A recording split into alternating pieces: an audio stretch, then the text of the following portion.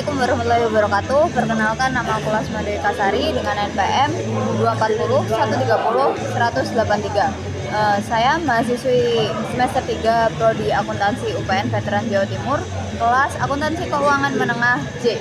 Di sini saya akan melakukan tugas video remedial ujian akhir semester.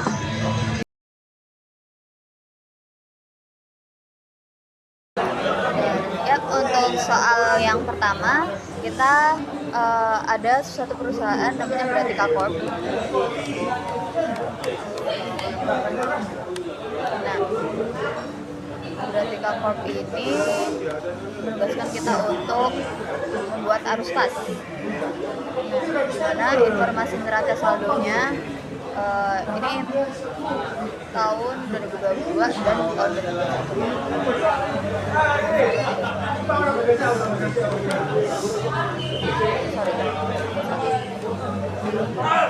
Ini untuk tahun 2022, lalu ini untuk tahun 2021. Keterangannya keterangan akun.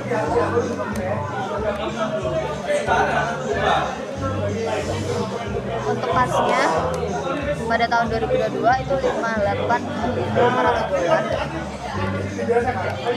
Untuk tahun 2021 itu ada 23.000 dolar. Lalu untuk piutang pada tahun 2022 itu ada 12.250. Lalu pada tahun 2021 itu ada 10.000 dolar. Lalu untuk persediaan pada tahun 2022 itu 12.000, dan pada tahun 2021 itu ada 10.000. Pada investasi ekuitas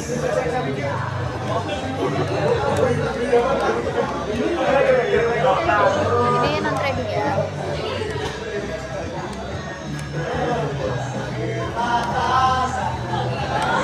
Pada tahun 2022 ini kosong, dan pada tahun 2021 ini 3.000. Lalu untuk gedung tahun 2022 ini juga kosong.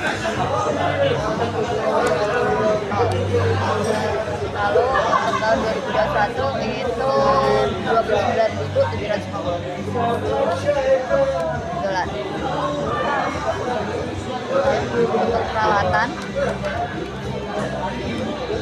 ini tahun 2022 itu 40.000, dan pada tahun 2021 itu ada 20.000.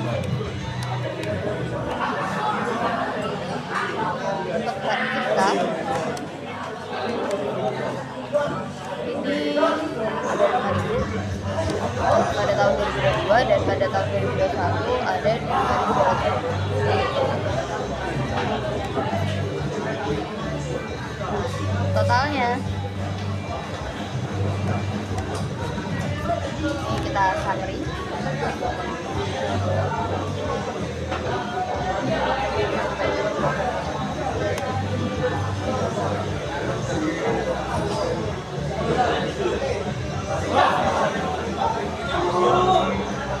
Teman-teman kayaknya ada error.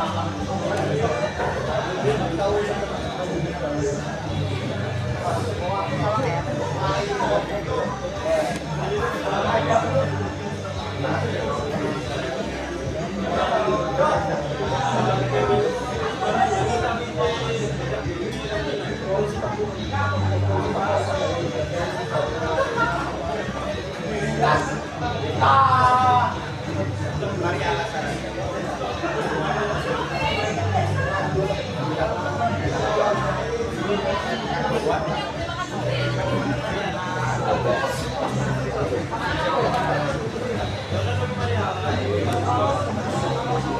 Ini ada 127.750. Untuk yang tahun 2021 kita summary lagi.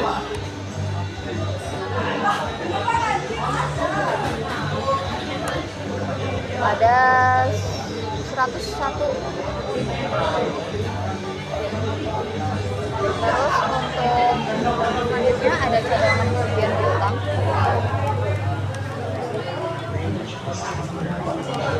Ini pada tahun 2022 ada 3.000. Lalu pada tahun 2021 ada 4.500. Lalu untuk akumulasi depresiasi peralatan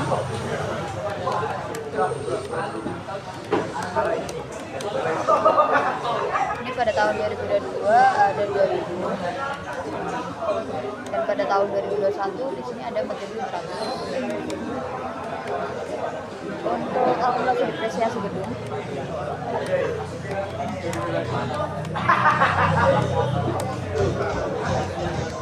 pada tahun 2022 di sini kosong,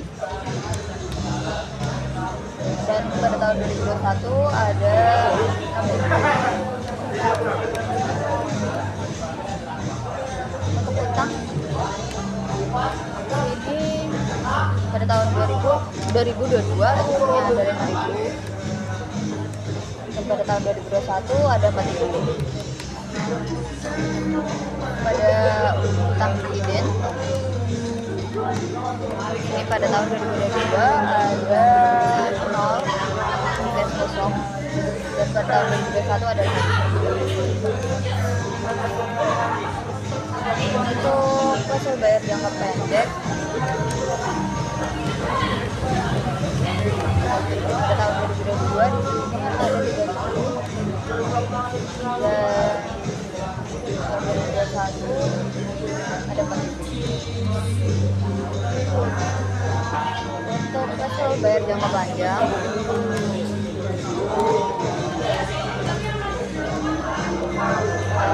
tahun 2022 di sini ada 3.000. Pada tahun 2021 ada 25.000. Untuk modal saham biasa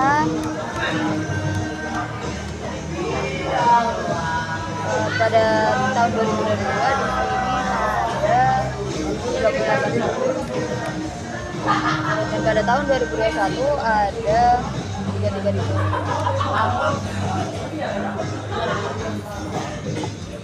Lalu untuk laba ditahan pada tahun 2022 di sini ada 40.700, dan untuk tahun 2021 ada 15.000. Kita total kita samping lagi ya.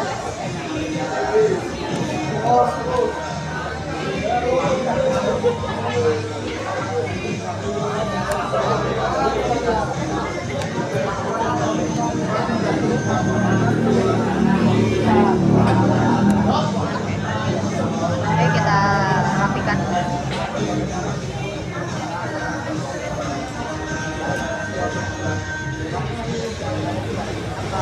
Kita akan buat tabel, kita akan tabel yang lebih mudah.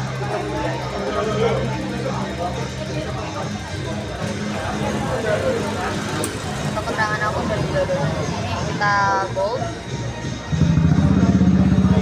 Lalu untuk ini keterangan uangnya karena tadi itu dolar, jadi kita ganti jadi dolar.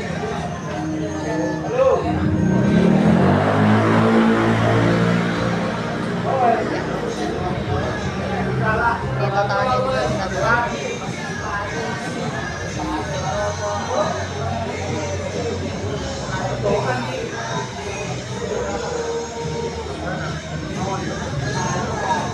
Nah, ini juga ada informasi tambahan. Nah, informasi tambahannya yang pertama yaitu informasi tambahan saya tulis ya. Ini peralatan dengan harga perolehan. Peralatan ya, harga perolehan. Harga perolehannya itu ada $11.000. Lalu setelah disisipkan adalah 30%. Lalu pada saat pelepasan dijual seharga 500. Kok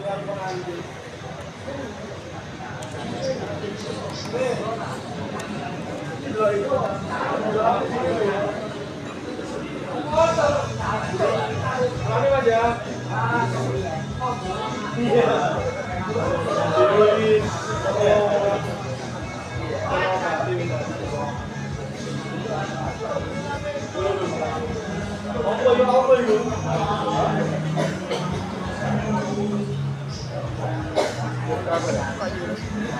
Dolar ya.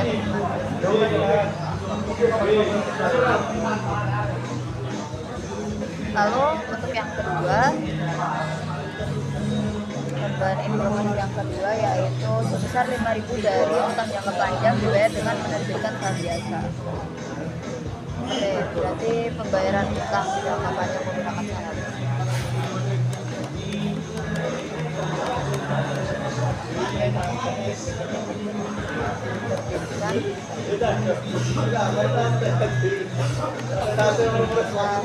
Biasa sejumlah 5.000 dolar.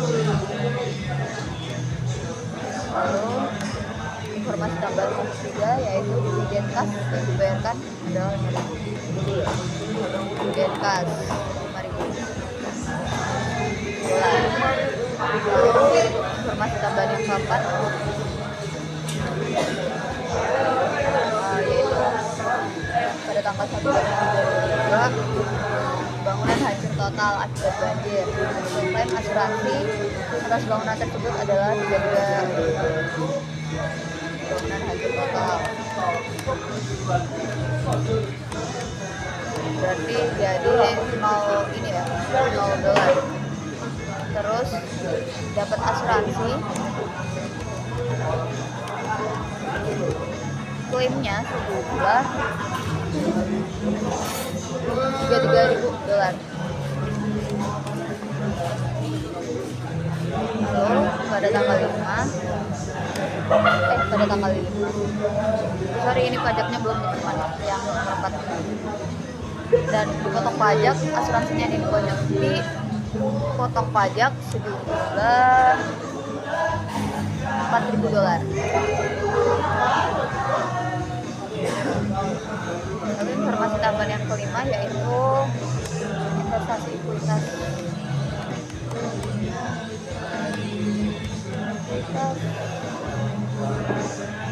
Yang tadi non trading ya, jadi itu dijual 1.500 dolar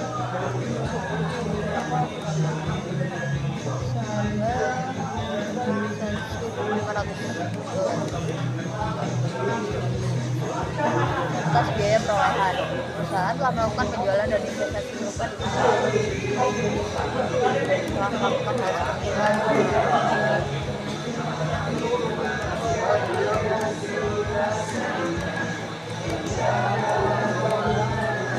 lalu informasi yang ke-6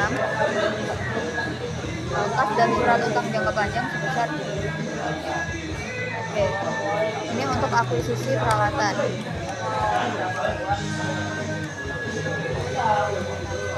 Sini menggunakan kas dan surat utang jangka panjang.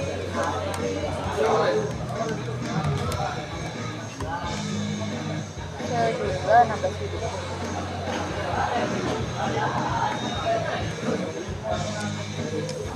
Dan info yang ketujuh, bunga sebesar 2.000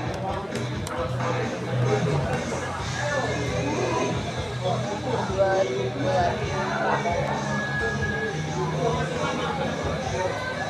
Dan pajak penghasilan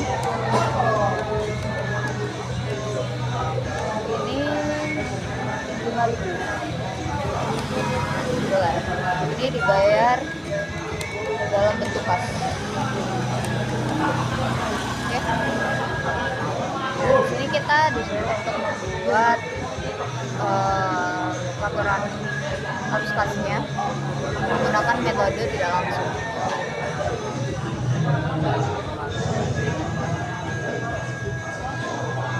Kita dolarkan dulu.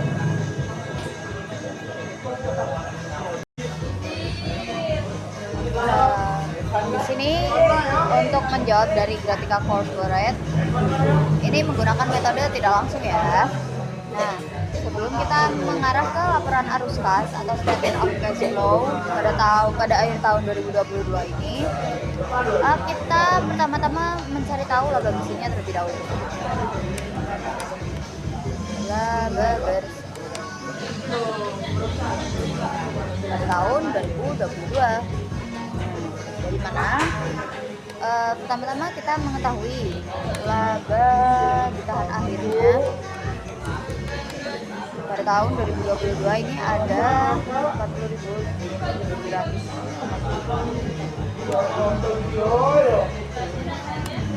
Lalu untuk laba ditahan awal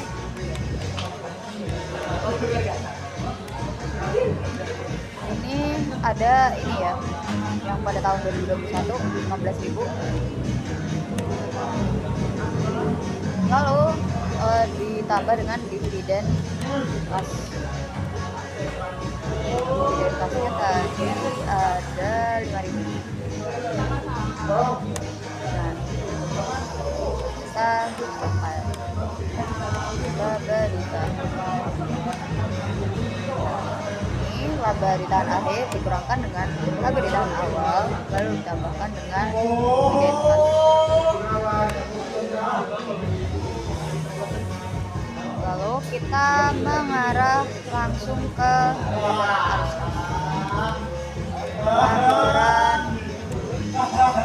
arus kas atau cash flow ini pada 31 Desember 2022. Perusahaannya apa? Perusahaannya Gratica Corporate.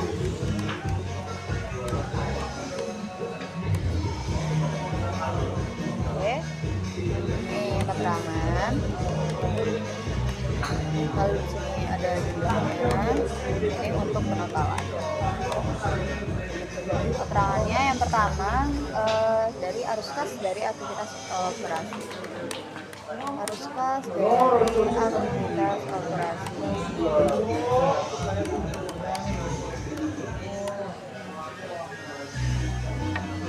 Di sini tadi laba bersihnya sudah ada ya. Kita langsung masukkan total. Lalu untuk penyesuaian untuk merekonsiliasi laba bersih.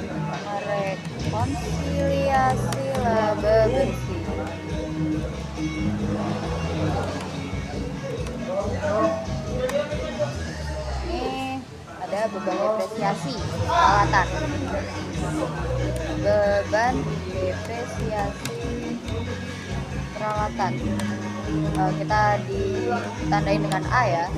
A di sini maksudnya adalah di sini saya cantumkan perhitungannya. Perhitungan. Ini A. A ini beban depresiasi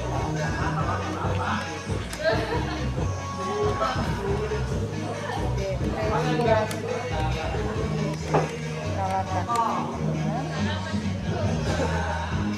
Saldo.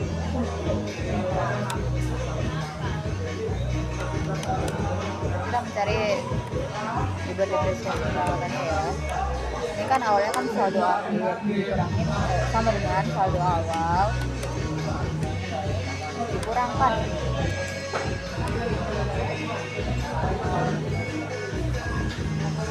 depresiasi alat terjual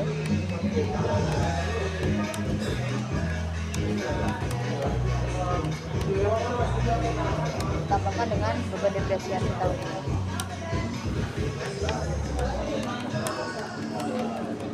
Nah, tadi kan saldo awalnya kan udah diketahui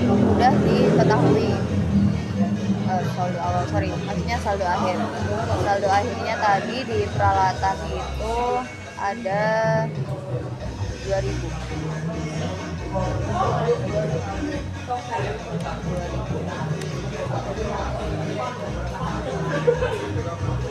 Kalau saldo awalnya itu 4.500 dikurangi dengan depresiasi alat terjualnya tadi 3.300, ditambahkan dengan beban depresiasi tahun ini, maka beban depresiasinya adalah berapa? 800. Berarti mengingat ada perolehan alat baru senilai 32.000 dari kas dan wesel. Nah, beban biasanya ini lebih tinggi, maka di yang A ini ada 8.500. Di jumlah ini 8.500. Lalu amortisasi hak cipta. Jumlahnya dari mana? Dari amortisasi hak cipta. Kita lihat dulu. Amortisasi ini, ini lalu kemudian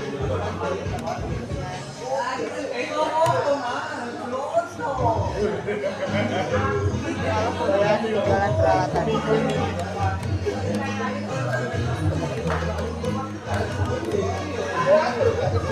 Oh, ini kita tandain B ya.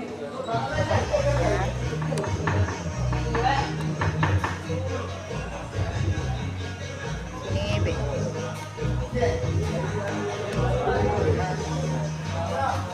Kerugian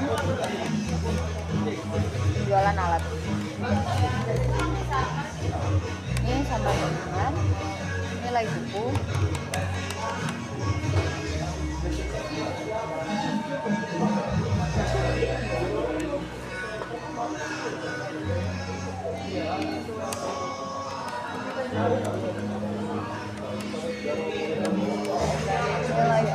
sama dengan 11.000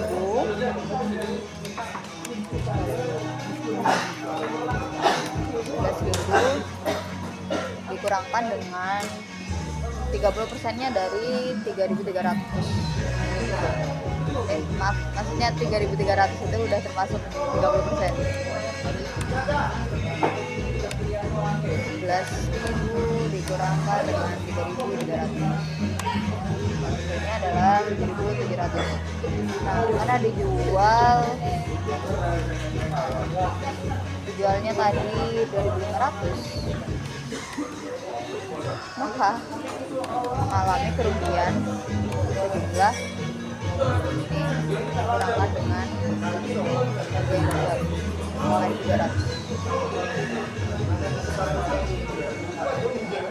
Ini kita masukkan dulu.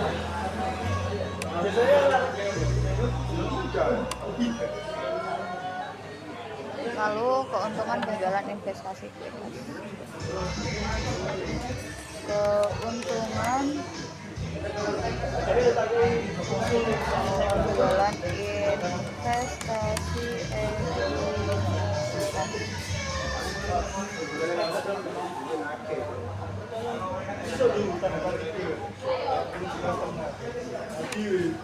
ini ada di poin 5. Langsung kita masukkan saja.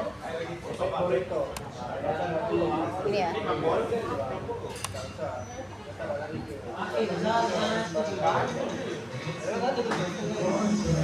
minus BTW kita nggak bisa.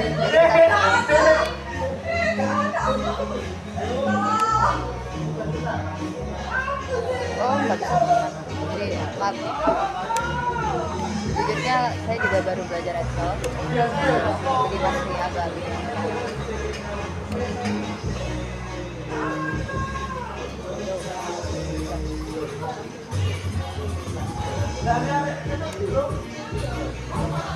Ya, intinya yang tadi tuh kita minus berapa?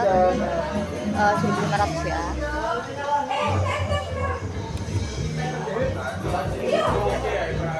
Terus keuntungan klaim asuransi keuntungan klaim asuransi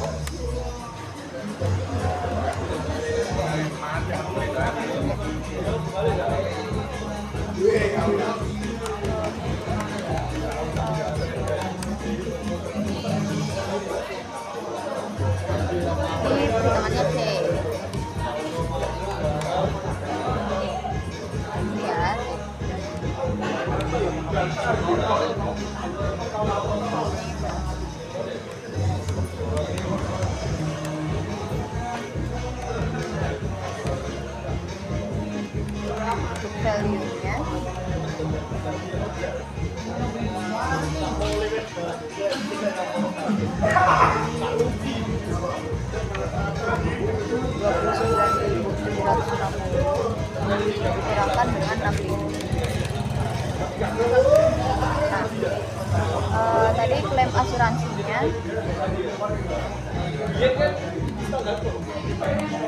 sejumlah 33.000.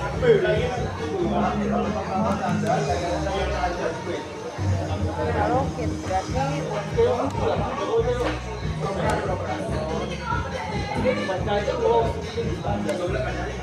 isinya ya. Tinggal kita masukkan.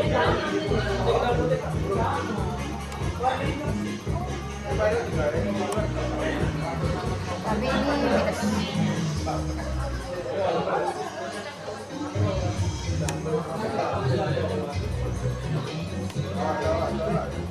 $9.250.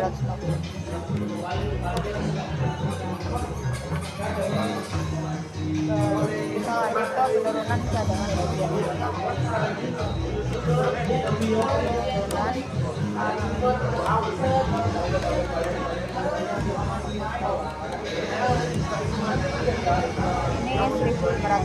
minus 1.500. Kita lanjut ke perubahan.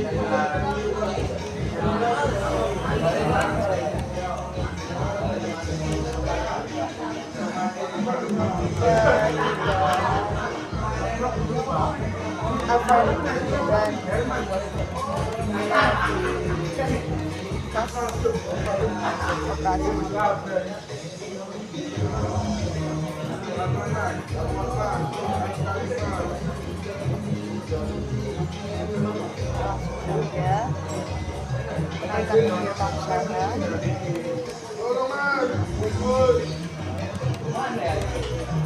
Sini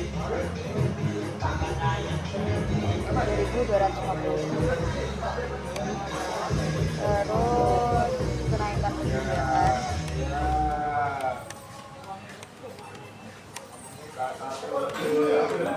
Di sini teman-teman tapi yang itu minus juga. Yang 2000 juga minus.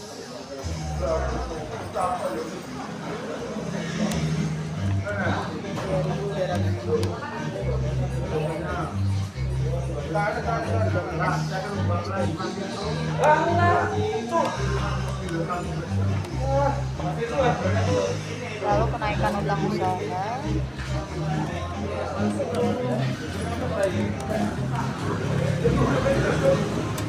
Ini 1.000 bertambah.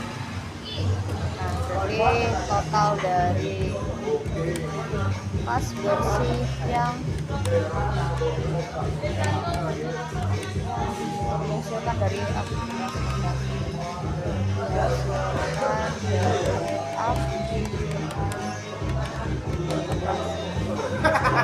totalnya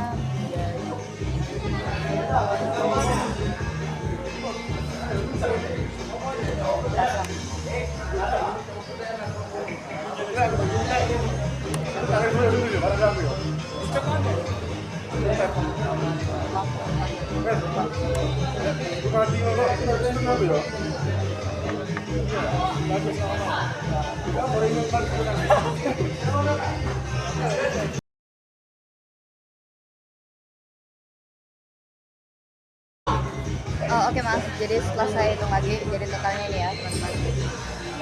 Lalu kita lanjut ke arus kos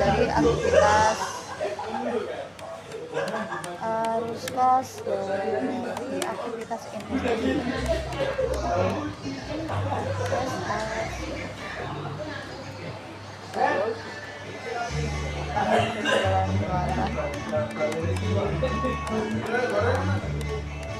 Didapatkan dari info tambahan yang pertama tadi, jumlahnya dari 700. Lalu hasil klaim dari asuransi 33.000.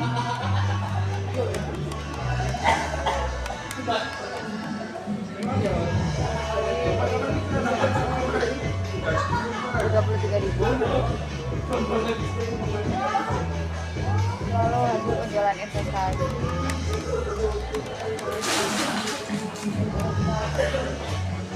ini jumlahnya 4.500. Lalu pembelian peralatan secara tunai Jadi dari infonya yaitu minus 16.000.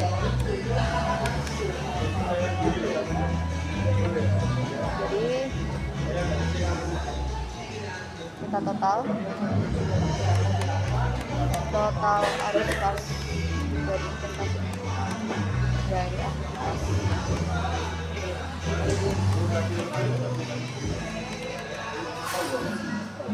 lintasan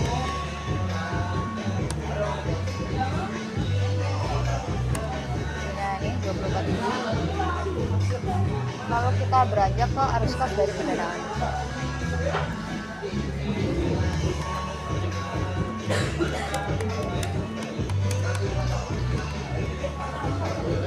Tabung. Di sini pertama ada pelunasan utang dividen. Dan utang dividen ini 5.000. Ini kita ngambil dari saldo yang pada tahun 2021 ya. Terus pembayaran dividen kas tahun berjalan ini juga 5.000. Untuk pelunasan utang dividen dan pembayaran dividen ini minus, di sini ditulisnya minus 5.000 ya. Ini juga minus.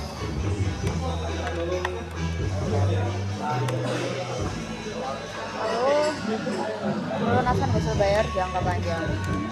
Pelunasan hasil bayar jangka panjang.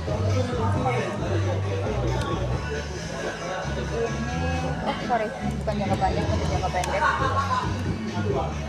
Ini sejumlah minus. Misalnya dari mana? Dari 4.000 kurangi 3.000. Lalu penerbitan saham biasa secara bulan.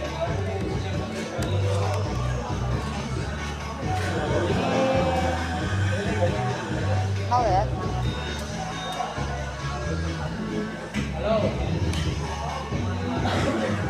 Jadi totalnya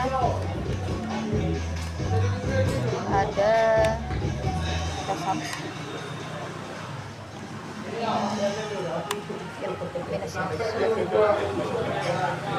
Nah, kita naikkan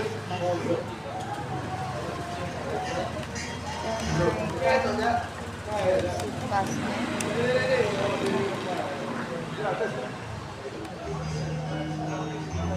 Ini didapat dari Tasamri.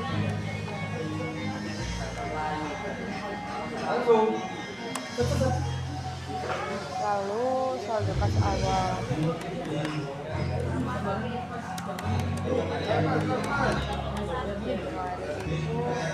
ada 23.000.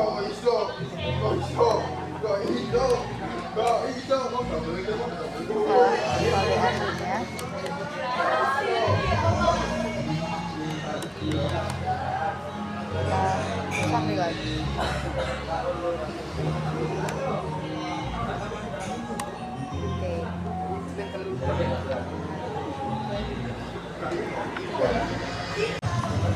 Untuk soal yang kedua kita punya satu grup di sini kita membuat jurnal koreksi. Soal yang pertama yaitu Saki tidak melakukan aktual atas komisi penjualan yang masih harus dibayar pada akhir masing-masing 2 tahun terakhir. Berarti tidak melakukan aktual.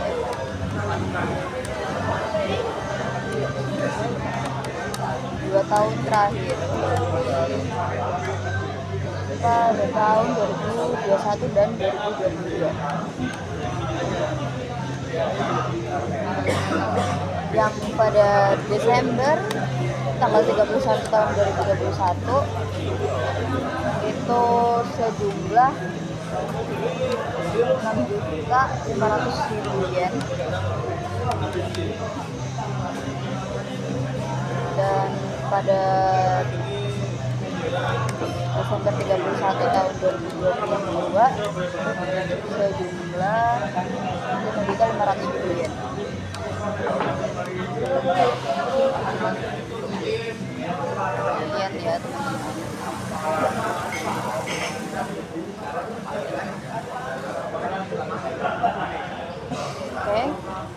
Kesalahan yang kedua yaitu dalam meninjau persediaan per 31 Desember 2022, Saksi menemukan kesalahan dalam prosedur pencatatan persediaan yang telah menyebabkan jumlah persediaan selama 3 tahun terakhir menjadi tidak benar. Dalam prosedur kesalahan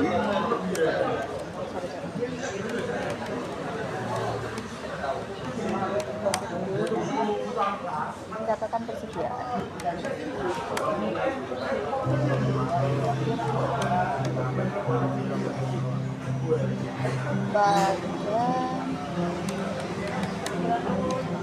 Desember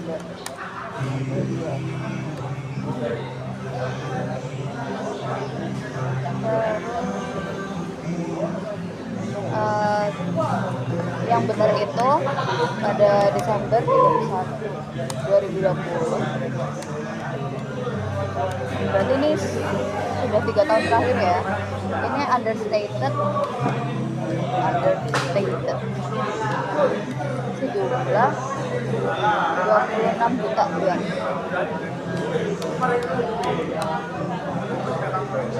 Lalu pada Desember 31 2021 understated juga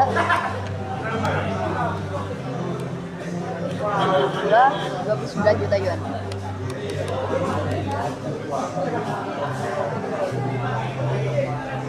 Lalu untuk Desember 31 tahun 2022 itu overstated sejumlah 16.700.000 yuan.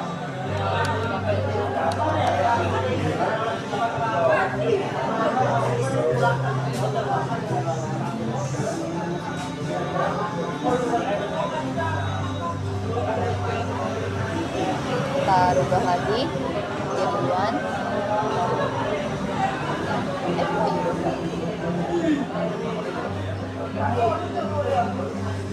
Lalu untuk soal yang ketiga, pada tanggal 31 Desember 2022, Saksi memutuskan untuk mengubah metode penyusutan atas peralatan kantornya dari metode, ini perubahan metode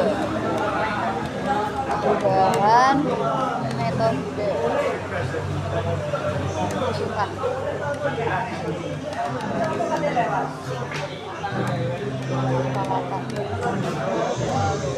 Ini yang awalnya menggunakan saldo nurun ganda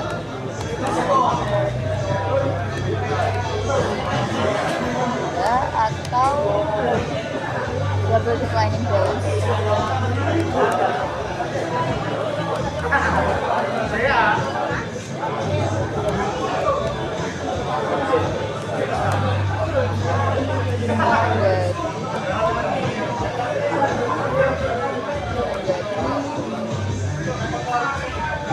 Metode garis lurus atau straight line.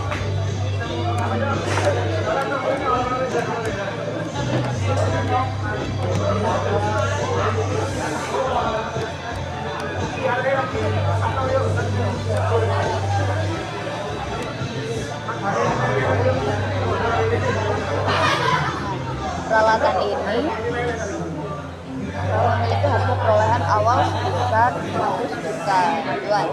Ketika dibeli pada 1 Januari 2020, peralatan tersebut memiliki masa manfaat 10 tahun dan tidak memiliki nilai residu. Berarti pada 1 Januari 2020 itu harga perolehan peralatan sejumlah 100 juta yuan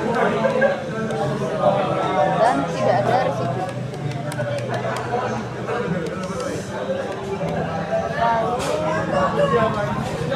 masa manfaatnya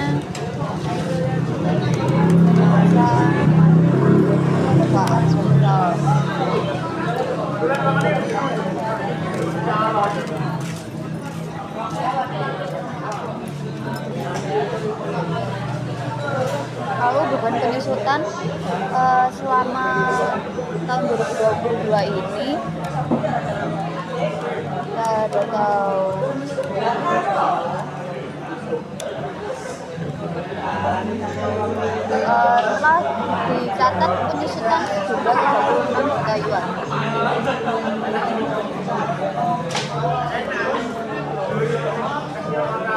Oh sorry, ini sebelum tahun 2022 ya.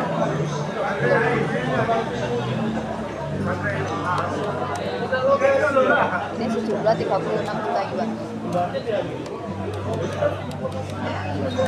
Lalu pada tahun 2022 catat sebesar 12 juta 800 yuan.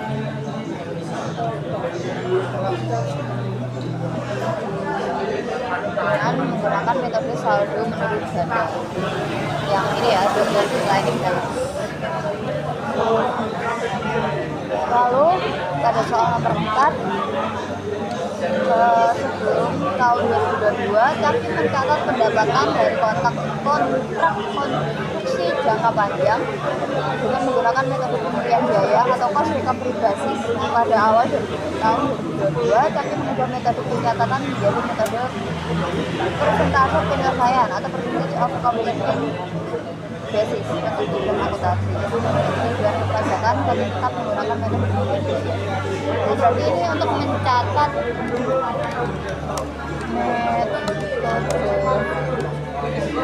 pendapatan. Ini yang awalnya menggunakan metode pemulihan biaya.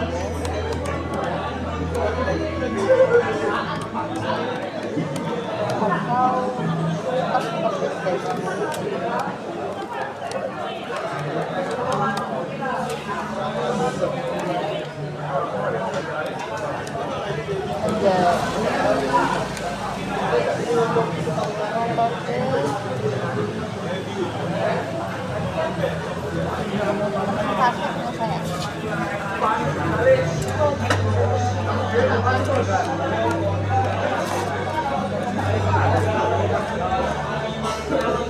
Atau biasa disebut dengan percentage of completion percentage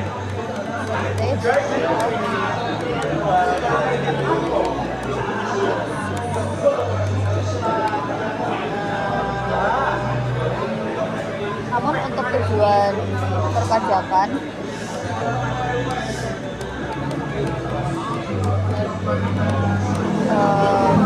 Caki Group ini masih menggunakan metode pemulihan biaya.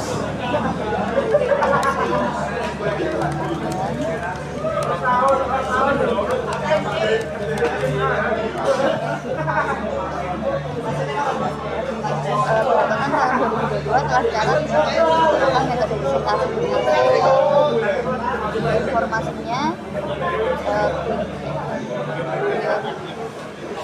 ini yang sudah dicatat ya.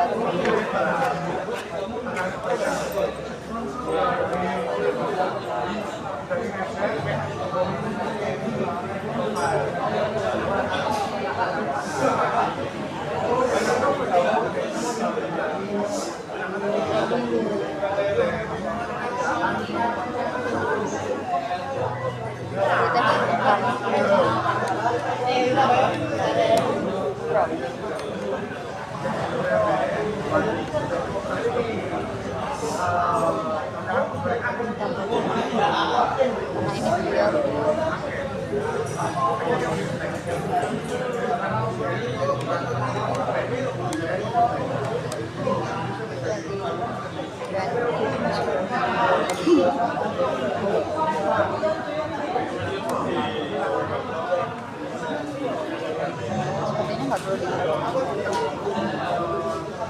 tahun 2020.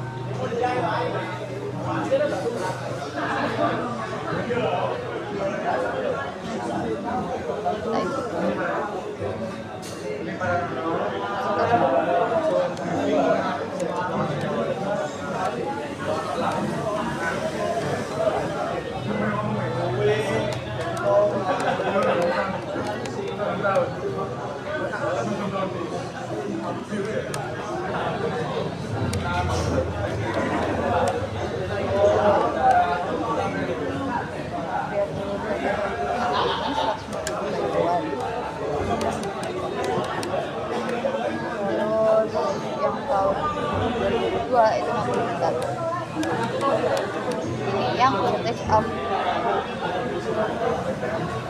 completion. Terus untuk yang cost recovery basis itu pada tahun 2022 itu 105 juta yuan, dan yang tahun 2022 itu 20 juta yuan.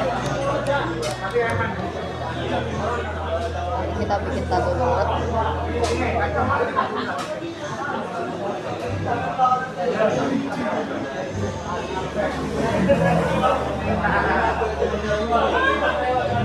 Ini kita jadi yuan. Juga tadi ada yang lupa ganti yuan. Oke. Ini adalah soal checking. Untuk informasi tambahan pada Ceki Group ini, bukan informasi tambahan teman-teman, tapi soalnya, instruksinya, kita disuruh untuk membuat jurnal yang diperlukan pada 31 Desember 2022 untuk jurnal koreksi.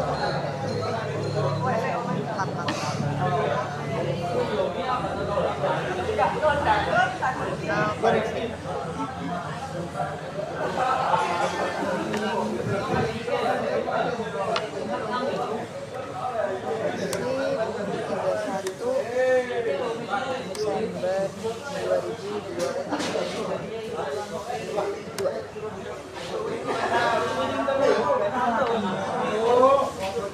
Ini jawabannya.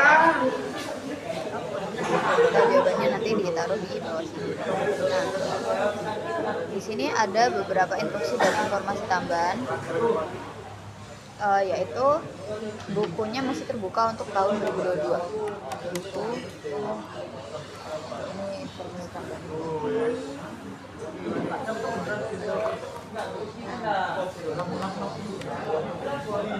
Informasi tambahan.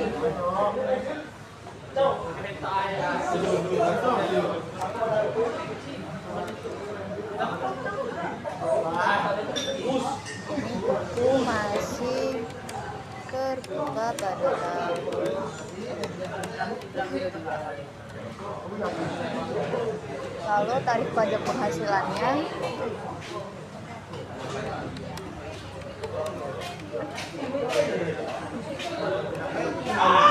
%, karena ini di luar negeri ya.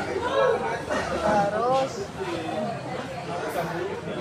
Kaki belum mencatat beban pajak penghasilan dan jumlah pajak berutang tahun 2022, sehingga dampak pajak tahun berjalan dapat diabaikan.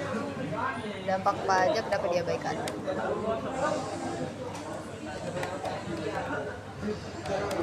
Karena memang ditulis.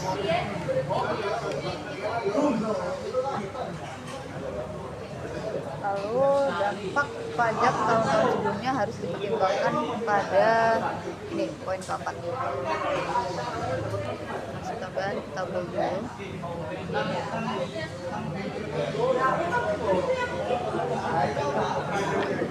Jurnal koreksi yang pertama.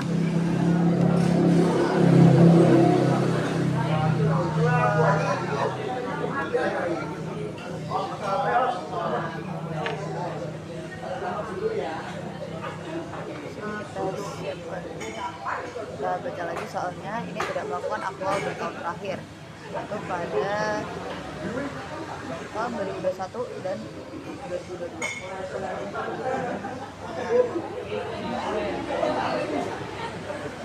Kita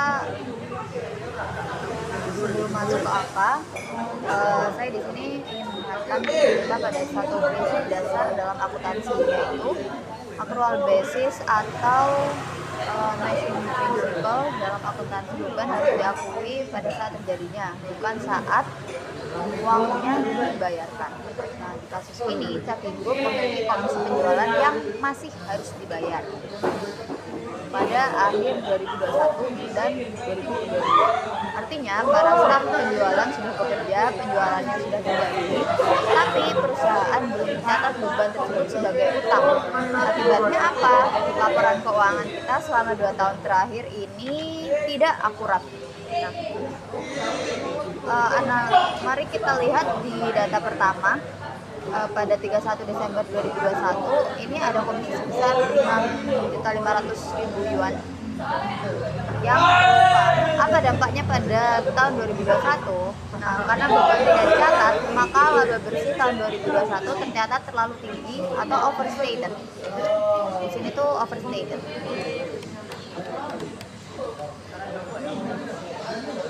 Sebesar 6,5 juta ini. Nah, di sisi lain, karena utang tidak dicatat, maka kewajiban kita tercatat terlalu rendah atau understated.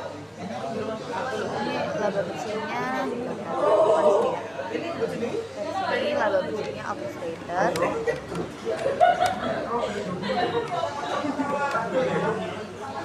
Dan kewajibannya understated.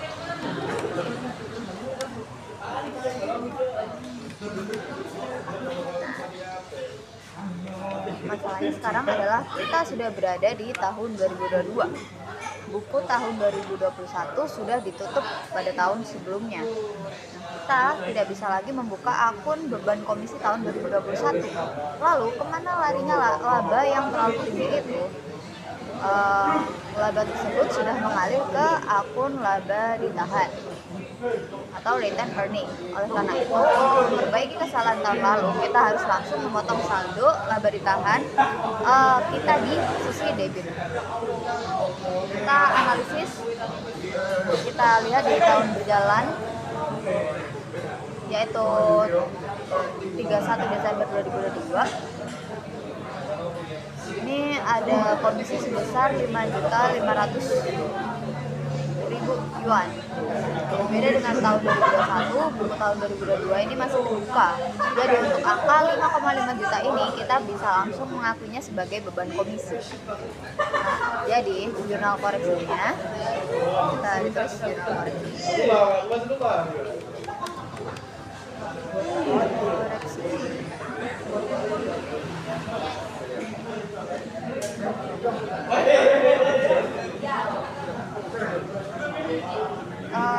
Laba ditahan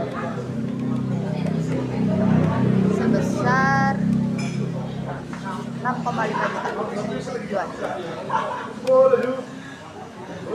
Ini berada di sisi debit. Lalu ada beban komisi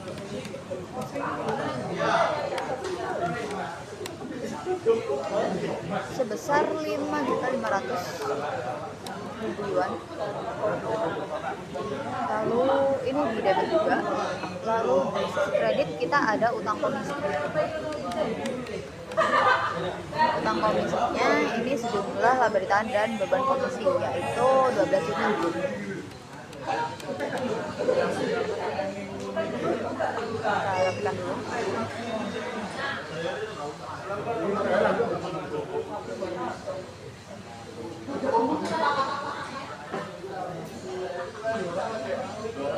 Ini untuk perbaikan yang pertama.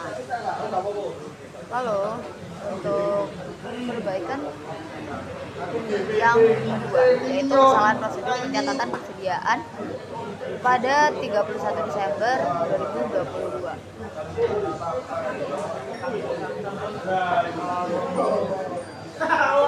Ini kesalahannya kan 3 tahun berturut-turut.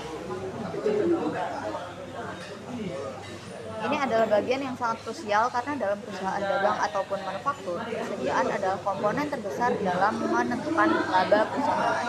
Ada satu hukum tidak tertulis dalam akuntansi persediaan, yaitu jika persediaan akhir dicatat terlalu tinggi, maka laba tahun tersebut juga akan ikut tercatat terlalu tinggi. Kenapa? Karena persediaan akhir berfungsi sebagai pengurang harga pokok penjualan atau HPP. Semakin besar pengurangnya, maka semakin kecil biayanya, maka semakin besar labanya. Nah, Cagi Group ini melakukan kesalahan selama 3 tahun, selama tahun 2020, 2021, dan 2022. Mari kita bedah satu per satu per tahun. Pertama, di tahun 2020 ini persediaan dicatat understated atau terlalu rendah. sebesar 26 juta. Artinya laba tahun 2020 ini dicatat terlalu rendah. Nah, di tahun 2021 ini dicatat juga understated sejumlah 29 juta. Secara otomatis laba 2021 juga pasti berpengaruh. Namun di sini pada self correcting error ini persediaan akhir tahun 2020 dan 2021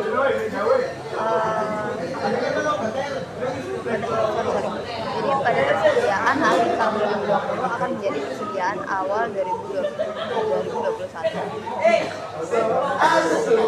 Jadi kesalahan di tahun 2020 sebenarnya sudah terkoreksi sendiri secara otomatis terhadap laba saat kita melewati tahun 2021. Tetapi masalahnya di sini adalah kita sekarang berada di tahun 2022. Yang dimana Filosofi ini melaporkan bahwa persediaan akhir 2022 ini dicatat overstate atau terlalu tinggi sebesar 16,7 juta yuan. Karena buku 2020 dan 2021 ini sudah ditutup, fokus utama kita dalam jurnal koreksi adalah memperbaiki saldo yang ada di depan mata kita sekarang, yaitu di tahun 2022. Logikanya pada jurnal koreksi, karena ini udah fokusnya ada di tahun 2022,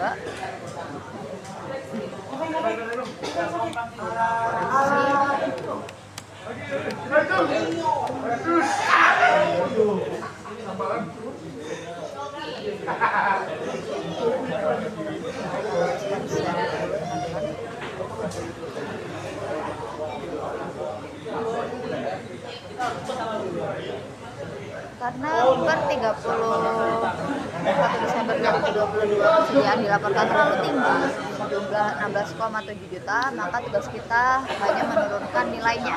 Bagaimana cara menurunkannya? Kita harus melakukan kredit pada akun persediaan sebesar 16,7 juta agar saldonya kembali ke nilai yang benar. Nah, debitnya apa? Debitnya karena buku tahun 2022 itu masih terbuka, maka di sini adalah harga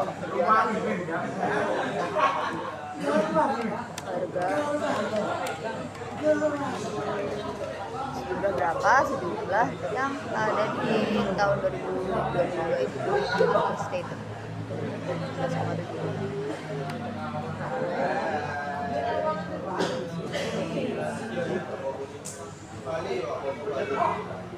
Persediaan ini ada di sama ya,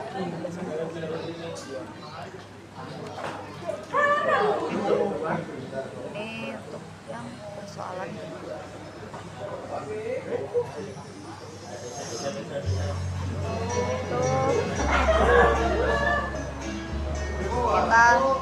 Saya kasih keterangan di sini, kita hanya perlu menurunkan nilainya.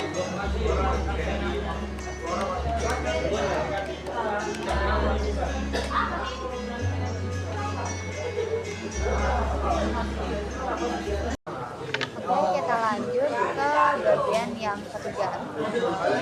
Untuk memasuki poin ini, kita dihadapkan pada situasi di mana CT Group memutuskan untuk mengubah metode penyusutan pada peralatan kantornya. Nah, dari metode saldo minimum ganda atau double decline imbalance ke metode garis lurus atau straight line. Poin penting yang harus kita pahami bersama yaitu menurut standar akuntansi atau PSAK or IFRS, perubahan metode penyusutan bukanlah kesalahan dan bukan pula perubahan kebijakan akuntansi yang harus dikoreksi ke tahun-tahun belakangan. Ini dianggap sebagai perubahan estimasi akuntansi. Artinya apa? Kita tidak perlu pusing memperbaiki laporan pada tahun 2020, 2021 atau tahun-tahun sebelumnya sebelum tahun 2022. Kita cukup berfokus pada tahun 2022 saja. Nah, untuk menghitung nilai bukunya, kita harus tahu dulu berapa nilai sisa peralatan kita di awal tahun 2022. harga beli awalnya ini kan ada 100 juta yuan. Perusahaan melaporkan bahwa total penyusutan yang sudah tercatat sebelum tahun 2022 adalah 36 juta. Maka dari itu, sini kita catat nilai buku atau book value-nya. Ini per 1 Januari 2022 ya. Ini 100 juta yuan kurang kan dengan 36 juta.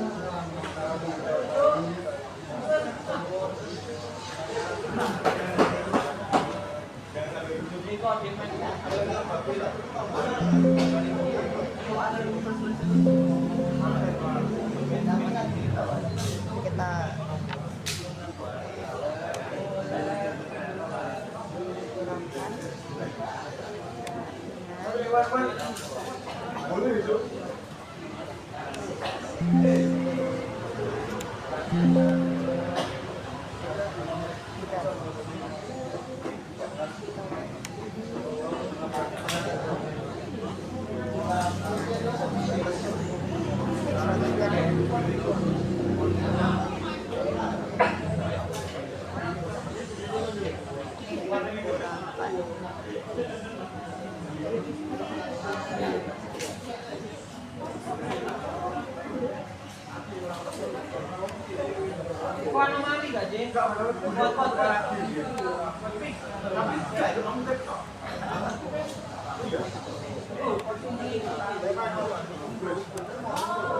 ada 64 juta yuan.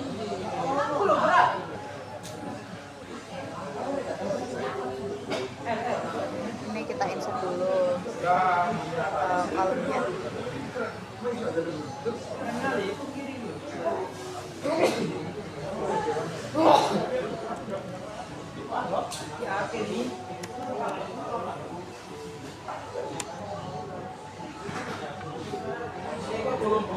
ada value ya.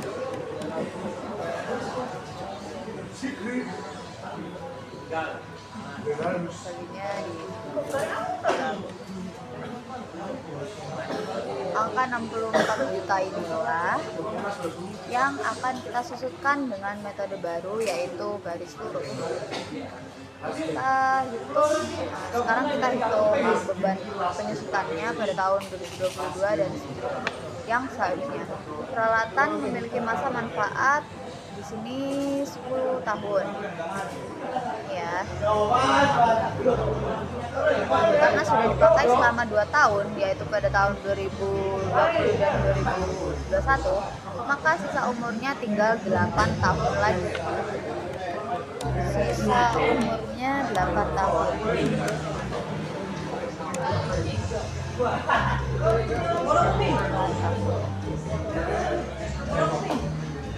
Nah, beban penyusutan baru garis lurusnya kita bisa penyusutan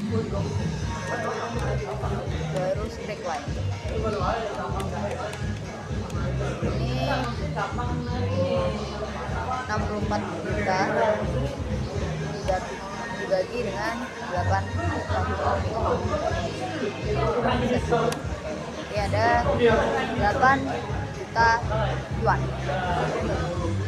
Namun saat kita lihat di soal di sini kan sisa 12 juta sudah terlanjur catat nih, karena masih menggunakan metode yang lama, yaitu saldo menurun ganda atau double declining balance. Berarti ada lebih catat sebesar ini, lebih catat sebesar 12.800 dikurangkan dengan 8 juta. Ini lebih catat. 4.800.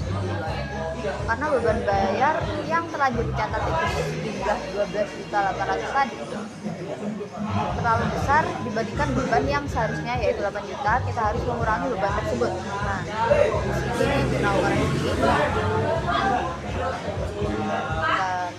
center dulu.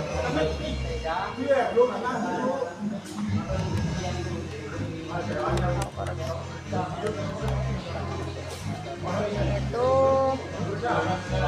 akumulasi, kita pakai akumulasi kredit sejumlah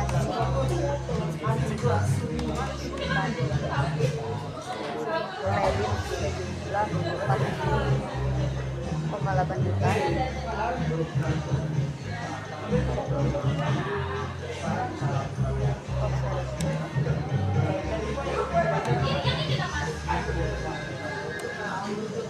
Dan di sisi kredit kita menggunakan beban penyusutan.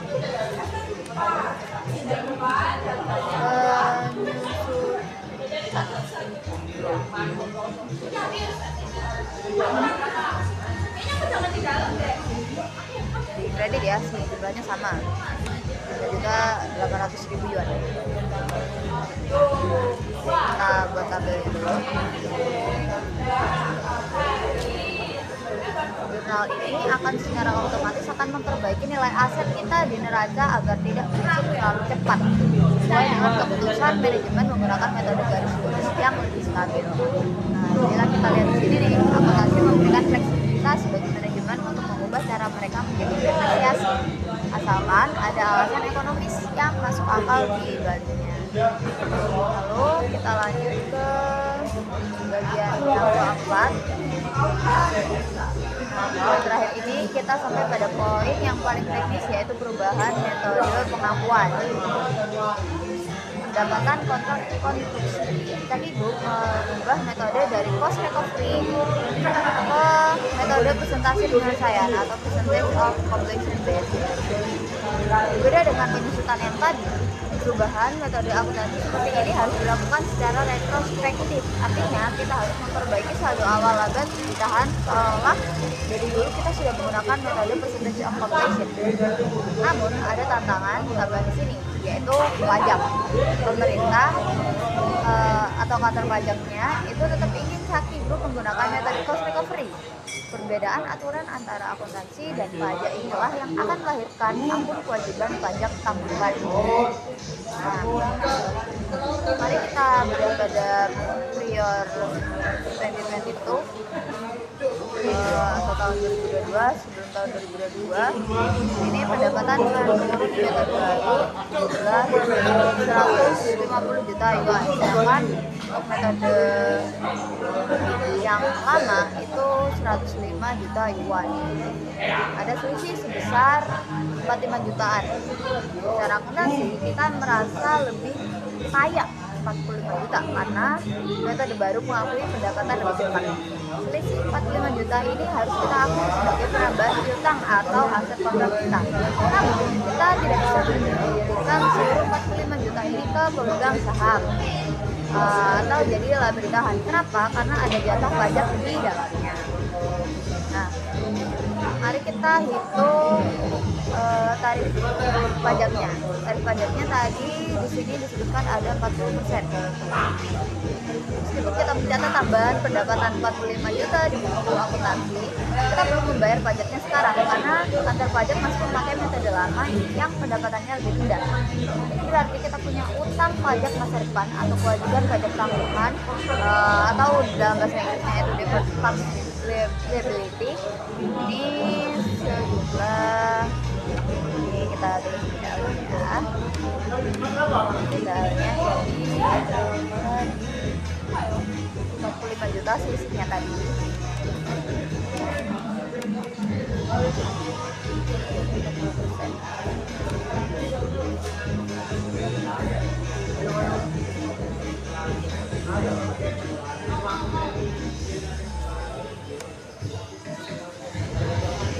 Kita kalikan 40%.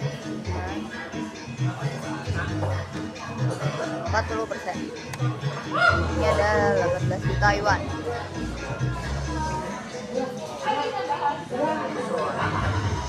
Ayo, apa ada Lalu berapa yang benar-benar masuk ke kantong pemerintahan? Ini kita hitung sisanya net of loss. Net of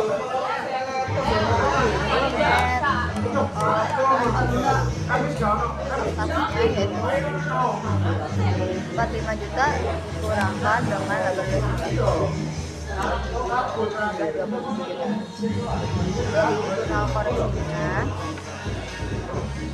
kita bacain saja dulu jurnal koreksi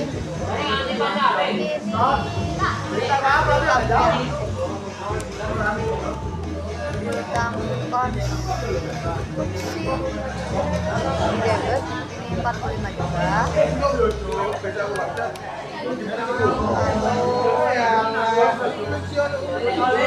Untuk kredit ada pajak tambahan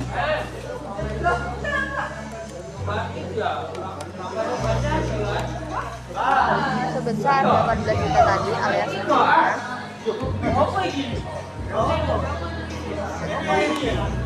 Lalu di kredit lagi ini adalah berita hari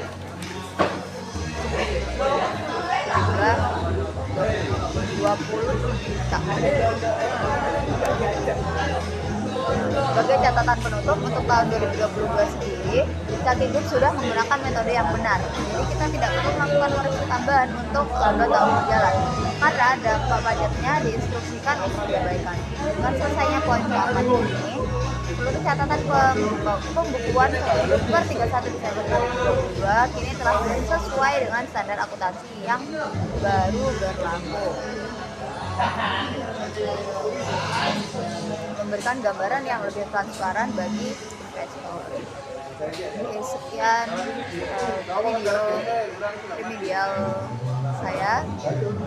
Terima kasih sudah menonton. Sekian, terima kasih. Wassalamualaikum warahmatullahi wabarakatuh.